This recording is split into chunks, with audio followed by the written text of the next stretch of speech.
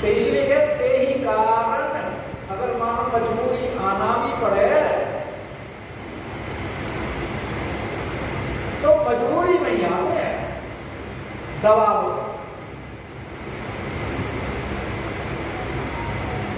क्योंकि आवत ईश्वर अति कठिनाई पर राम कृपा बिनो आई। रास्ते में इतने संकट है,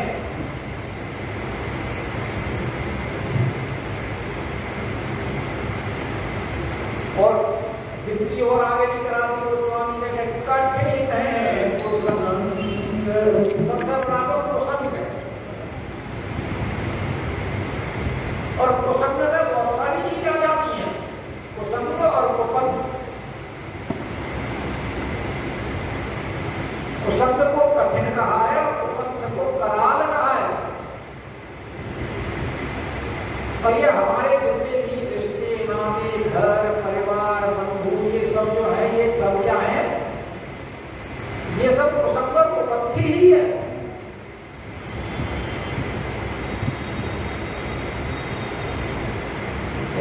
सुंदरकांड में गिनाए हैं ना 10 जननी जनक बंधु सुता तन धन भवन स्वहरे परिवार।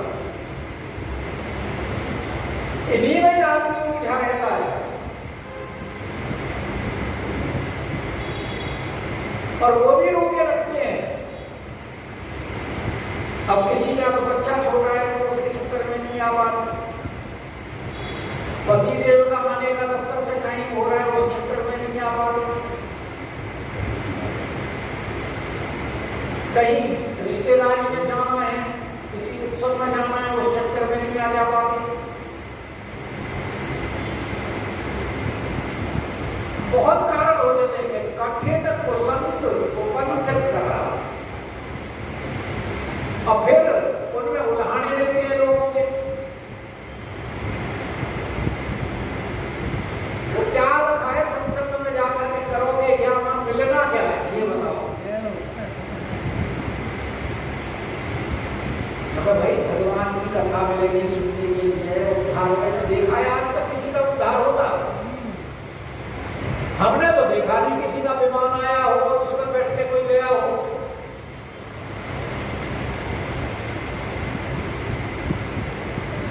पचास बात सुनाने के लिए और तैयार हो जाएंगे। अरे भाई तो कहते हैं कि हम मंदिर में बैठे अपनी बुझाते रहते हैं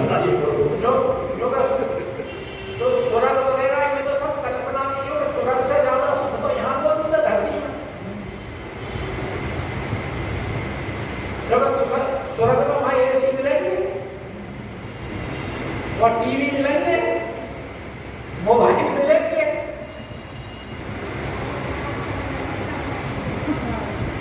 क्या कह रहे?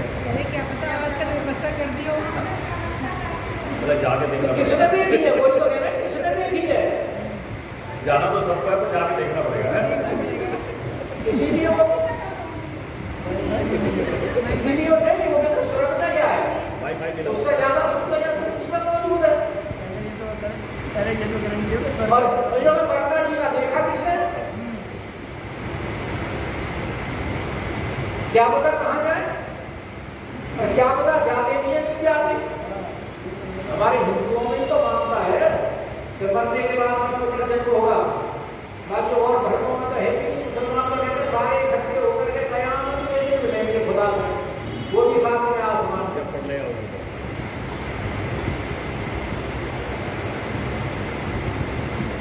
तो इसीलिए वो ये कह रहे हैं कि भैया यहाँ बड़ी कुसंग है, कुपत्थे कराल है, इनके वचन बाघ हरि व्याला।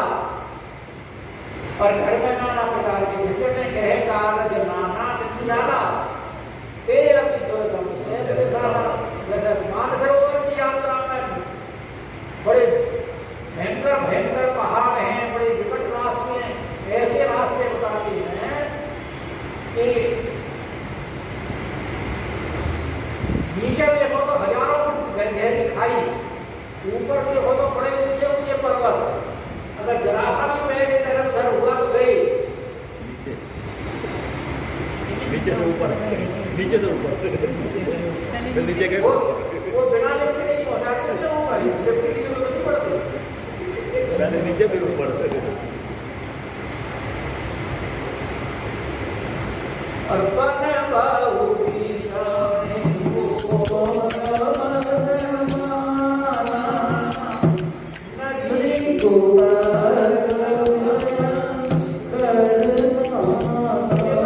परिवार में, गृहस्थी में, मकान में, दुकान में, शरीर में, ये तो सब ममता की हुई होती है। यही भयंकर तनियां हैं नाना प्रकार की। इनमें ये आदमी व्यस्त रहता है, लेकिन जो भगवान से संबंध कराने में बाधक हो, तुलसीदास जी कहते हैं उनका साथ छोड़ देना चाहिए।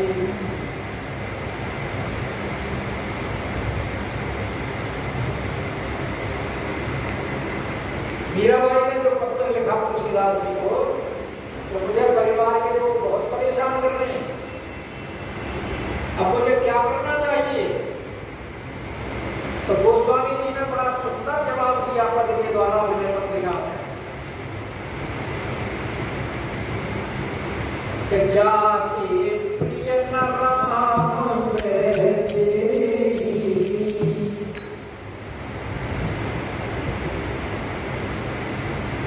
जिसके भगवान के चरणों में अनुराग नहीं है और वहां उस तरफ जाने में जो बीच में बाधा उपस्थित करते हैं, वो चाहे तुम्हारे कितने भी प्यारे क्यों ना हो, कितने भी सगे संबंधी क्यों ना हो, तजियताई मोहि पैरी समो यद्यपि परम स्नेही। चाहे तुम्हारे बिल्कुल निकट के संबंधी हैं, लेकिन उनको करोड़ों शत्रुओं के समान समझ करके उनका त्याग करो। तो महाराज तो घर परिवार के ही लोग हैं, तो तुम्हारे लिए कोई हम अलग से व्यवस्था नहीं कर रहे, ये तो पुरानी व्यवस्था होती चली आई है। देखो प्रमाण, तो प्रमाण सुन लीजिए कि पिता का जो प्रहलाद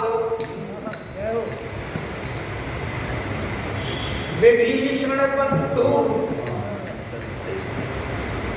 भरत में तारी, भाई माँ बाप इनसे भाई इनसे गहरा संबंध और किसी का कुछ होता है क्या? जो तो खून का संबंध है, तो उनके प्रमाण दे रहे हैं गोस्वामी कि पिता तजो प्रहलाद विभीषण बंधु भरत में तारी, और बलि गुरु तजो, गुरु का संबंध कितना ईश्वर के समान गुरु को माना जाता है। कहते हैं ईश्वर में गुरु में कोई भेद नहीं है, कहते हैं लेकिन अगर गुरु भी बाधा उत्पन्न करे तो उसका भी त्याग कर दो। शुक्राचार्य ने रोगा बना जब बलि को संकल्प करने लगे, तो बोले अरे ये तो भगवान है, वो प्रभु है, ऐसा संयोग कहाँ बनेगा गुरु जी का मेरे दरवाजे पर भगवान मंगता बना हुआ खड़ा हुआ है, ऐसा अवसर कभी मिलेगा क्या? बोले ये सब कुछ ले लेगा तो बेशक ले लो। और शुक्राचार्य जी ने यहाँ तक प्रयास किया कि जो लोटा होता है, लोटे में जो टोपी होती है लगी हुई, उसमें जाकर के घुसे। बामन भगवान तो पहचानते हैं कि शुक्राचार्य जी इसमें रोज ताकि जल ना गिरा सके, इसमें घुसे। उन्होंने आसन में सब कुछ लिया और उससे टोपी खोलने के लिए जब उसमें डाली तो आप शुक्राचार्य की दो की जगह एक ही है। जो तुम जो दो आंखों से तुम भेदभाव करते हो, जो तुम्हारा भेदभाव का मैं हिसाब किताब ही बराबर कर देता हूँ, सबको एक आंख से देखो, अब सबको एक दृष्टि से देखो। कि बलि कूत जो कंपित ब्रज बलि तन, जो ब्राह्मण पत्नियां थी मथुरा की, चौरों की, चतुर्वेदी ब्राह्मणों की, यहाँ यज्ञ कर रही थी चतुर्वेदी, और भगवान ने उनके पास भोजन के लिए भेजा भगवान वालों को। ब्राह्मणों को मना कर दिया था, पत्नी चलती थी अपने पतियों को छोड़ करके कि बलि मुक्त जो कपित प्रजपनितन भय बुद्ध मंगलकारी। और आगे कहते हैं नाते देह राम सो मनियत। संसार से संबंध रखने की जरूरत नहीं है, भगवान से रखो। नाते देह राम सो रखियत सुहृद सुसेव्य जहालो। जो भगवान से आपका संबंध जुड़ा है वही आपके सुहृद हैं, उन्हीं की सेवा करो संसार में, और कोई तुम्हारा अपना नहीं है। अरे अंजन कहा आंख जे ही फोड़े, अरे बहुलग हो कहा लो। ऐसे सुरमा के डालने से क्या फायदा जो आंखों को फोड़ता हो। ये सारे संसारिक संबंध तो ऐसा ही सुरमा है जो भगवान से विमुख करने वाले हैं। इसलिए अंत में गोस्वामी बात कहते हैं कि तुलसी सो सब भांति परम हितु। कि तुम्हारा सबसे हितैषी कौन है, सब प्रकार से परम हित उसको जानो, परम हित करने वाला। तुलसी सो सब भांति परम हित पूज्य प्राण ते प्यारो। और जासु होए स्नेह राम पद ये तो पतो हमारो।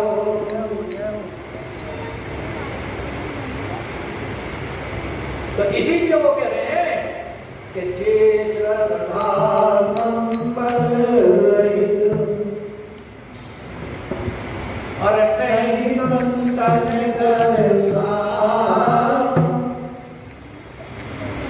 तेने कहुआनंद अगमयति ये नहीं तपिए रघुना।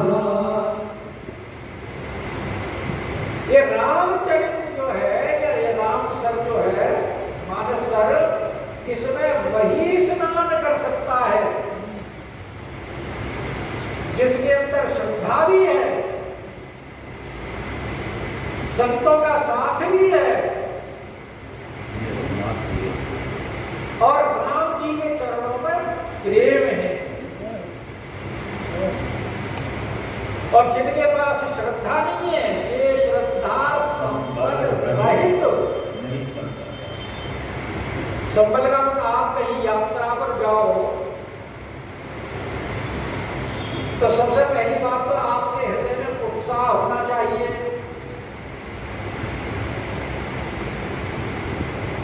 जेब खर्च भी होना चाहिए, नोट खर्च करने के लिए। भाई पाथे भी तो होना जरूरी है ना। अगर पाथे खाने पीने की व्यवस्था नहीं होगी तो आगे भूखा थोड़ी पड़ना है। करके चलो या और रास्ता जिसमें पहले देख रखा हो ऐसा व्यक्ति साथ हो।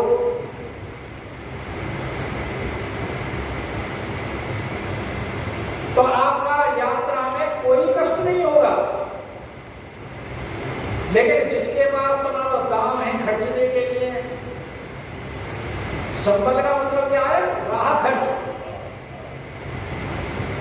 तो यहाँ रामचरितमानस के मानस सर में स्नान करने के लिए जैसे रास्ते के लिए जेब खर्च की जरूरत होती है रास्ता खर्च के लिए, ऐसे ही यहाँ स्नान करने के लिए श्रद्धा रूपी संबल की आवश्यकता है।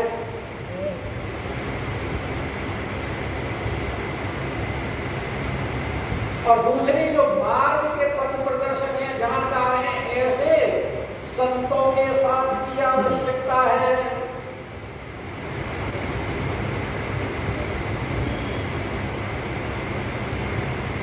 और तीसरा, राम जी के हृदय में प्रेम हो, तिलक हो। ऐसे लोग हैं उनको तो इस स्तर में स्नान करने का अवसर मिलेगा। और जिनके पास न श्रद्धा है, न कोई संतों का साथ है, और न श्री राम जी के चरणों में प्रेम है, कम मानस, वो जैसे इसके पास या राह खर्च नहीं है, मार्ग पथ प्रदर्शक नहीं है और मन में उत्साह नहीं है, तो वो मानसरोवर की यात्रा नहीं कर सकता। वैसे ही इस मानस सर में भी वही आ सकता है जिसके पास ये तीनों नहीं है। तो इस रामचरितमानस के मानस सर में कोई स्नान करने का अधिकारी नहीं है। और मानो कोई चला भी जाए कि जो करी कष्ट अरे चाही कोई, और मानो दबाव में आकर के मजबूरी में कहीं किसी भी प्रकार से चला गया, अब ले आए तो कथा में खींच करके किसी को उसकी सुनने की तो इच्छा है, तो क्या होगा उसका कि जातई नींद जुड़ाई होई, तो वो यह कथा में आकर के लाभ नहीं ले सकता, क्योंकि उसके मन में सुनने की इच्छा तो है नहीं, तो फिर वो हमारी तरह आकर के सो जाता है।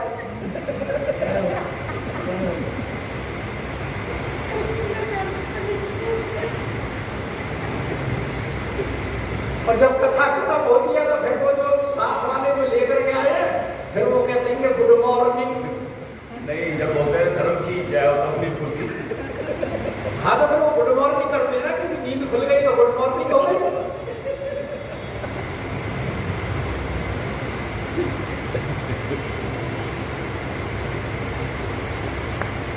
तो ऐसे कह रहे हैं कि जो करी कष्ट अरे चाही कोई तो जातई नींद जुड़ाई होई।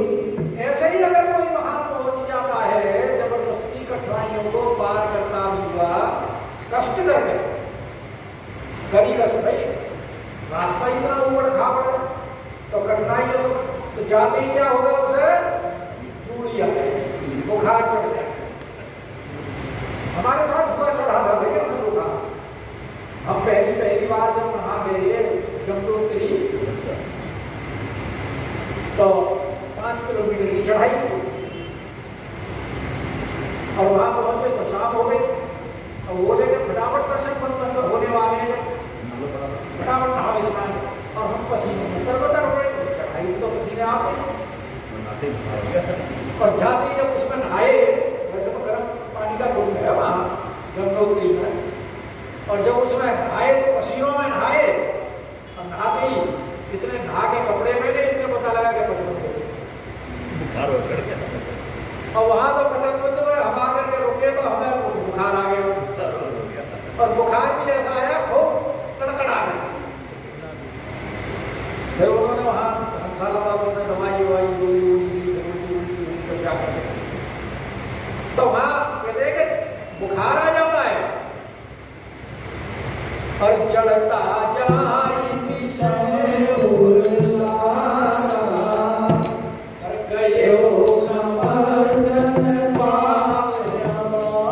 और भाई जो जाड़ा जो है वो इतना कड़ा चढ़ता है,